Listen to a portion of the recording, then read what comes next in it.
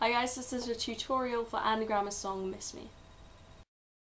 Okay, for this song you're going to need to have your guitar in standard tuning with a capo on the 4th fret. There are only 4 chords in this song and they are G, D, E minor and C. If you know how to play those, skip ahead, and if you don't, I'll teach you now.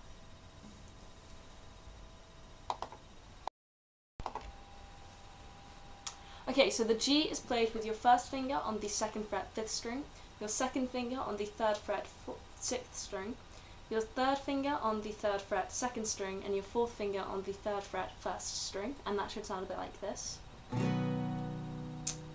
The D is played with your 1st finger on the 2nd fret 3rd string, your 2nd finger on the 2nd fret 1st string, and your 3rd finger on the 3rd fret 2nd string, and that sounds like this. Your E minor is fairly easy, it's got 2 fingers, and that is your 1st finger on the 2nd fret 5th string, and your 2nd finger on the 2nd fret 4th string, and that sounds like this. And lastly, you've got your C, which is the 1st finger on the 1st fret 2nd string, your 2nd finger on the 2nd fret 4th string, and your 3rd finger on the 3rd fret 5th string, and that sounds like this. And those are the chords. To begin with, you've got an introduction, and I'll just state now that the whole of the song follows this chord pattern. The chord pattern is G, D, E minor, and then C. So it's very simple, you just follow that throughout the whole song, and literally that's all you have to do. So the only thing that changes is the strumming patterns that you use. So for the introduction, the strumming pattern that I use is 5 strums downward. The first 4 are slow and the 5th one comes quickly after the 4th. So that sounds complicated, so I'll play it to you and it should become a bit more clear. So here you go.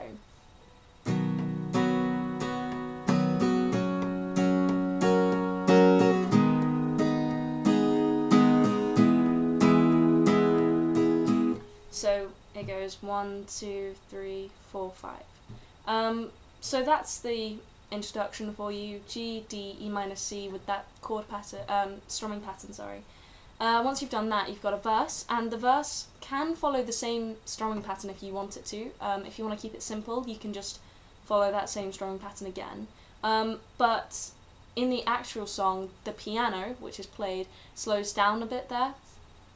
So what I like to do is just strum each chord once. So here you play G, D, E minor, C, and you play that through twice.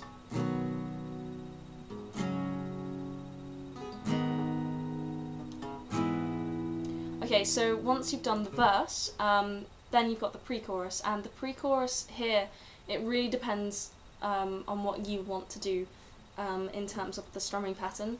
I like to kind of speed things up a little bit because you're building into a chorus.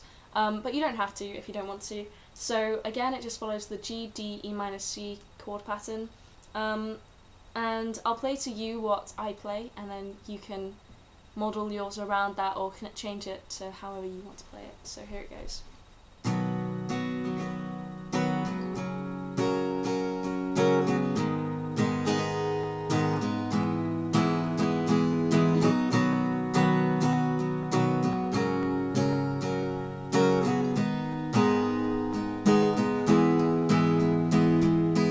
So for that last C, I play it more just downward strums, whereas for the rest of it, I like to use downward and upward strums kind of together in a bit of a jumble. So it's kind of hard to explain what I do, but it's really just a case of what you want to do. Just kind of use downwards, 3 downward, and then 1 more with an upward strum afterwards. And then just do that for all of them, and you kind of get what I was playing. So yeah, then you've got the chorus after those downward strums of the C, and the chorus follows the same chord pattern, as I've said quite a few times now. So that goes G, D, E minor, C, and you play that through twice, and again, you can choose how you want to play the chorus. You could use the same pattern as you used in the pre-chorus if you wanted to, Or you could make it a bit faster because it is a chorus, so you're allowed to do that and it doesn't sound a bit silly. So yeah, that's kind of the chorus for you. Again, I'll play what I play and then you can model yours around how I do it or however you want to do it yourselves.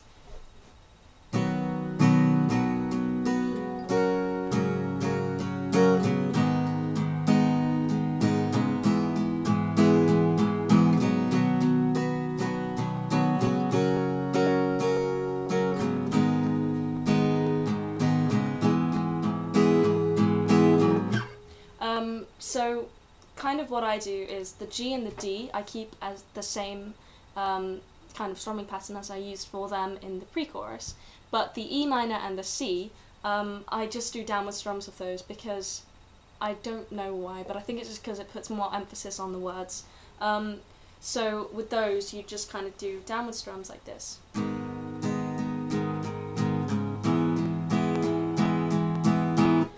And it's about 8 downward strums each for those. So yeah, that's the chorus. Then you've got another verse, which is the same as the first verse, another pre-chorus, which is the same as the first pre-chorus, and another chorus, which is the same as the first chorus. However, then you have kind of an instrumental, which is the same, the guitar just stays the same as it did for the chorus, but there's no singing, it's just instrumental.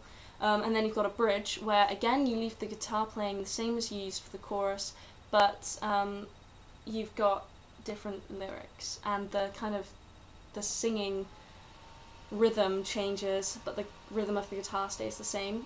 So as long as you keep those two the same, you'll be fine for those. So just imagine that you're playing the chorus an extra 3 times or something, and you'll get it.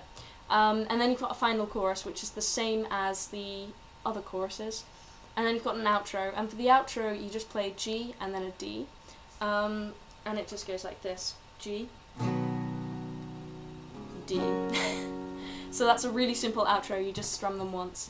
And yeah, that's it. So I know I didn't explain the bridge and the instrumental, so right now I'll play those, and if you think you got it then you can just skip. So yeah, so the bridge and the chorus, this is how I play the instrumental. It goes like this. And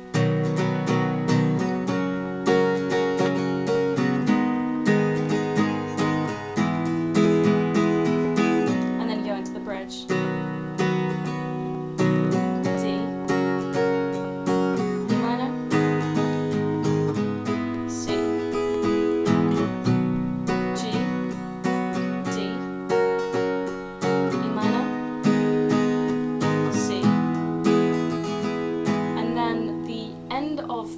Is the pre-chorus, but you just play each chord once. It's just a strum and it goes like this: D, E minor, C, and then you've got the final chorus. So sorry I didn't put those in the proper place, that was a bit silly of me. But thank you for watching, and I hope you enjoyed the song and that the tutorial helped. If it didn't, please comment and I'll do what I can to help you. Thank you for watching.